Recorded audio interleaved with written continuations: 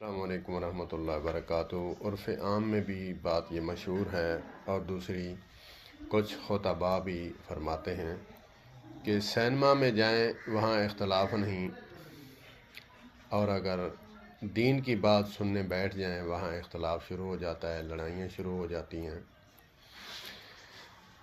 اس پر تجزیہ پیش کرنے لگا ہوں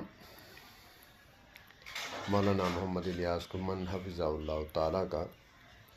وہ فرماتے ہیں حق حق ہے، بندہ بے دین سے بے دین ہو، وہ چاہتا ہے میں حق پر رہوں، اسی لیے دین کی بات سنتا ہے، پھر دیکھتا ہے، سوچتا ہے، پھر اس پہ اختلاف بھی ہوتے ہیں، جھگڑے بھی ہوتے ہیں۔ سینما میں سب ایک ہوتے ہیں اس لیے کہ وہ حرام خواری ہے، آنکھوں کا زنا ہے، دماغ کا زنا ہے، اس میں کوئی ایسا کوئی شبہ نہیں ہے، بس دیکھنا ہی ہے۔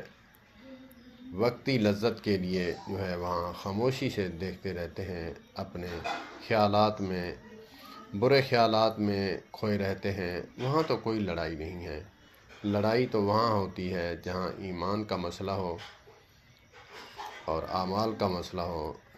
تو وہ فرما رہے تھے کہ انسان جتنا فاسق فاجر ہو جائے، اپنے لیے عقیدہ اور عمل جو ہے وہ کوشش کرتا ہے کہ وہ ہو جس سے مجھے جنت ملے۔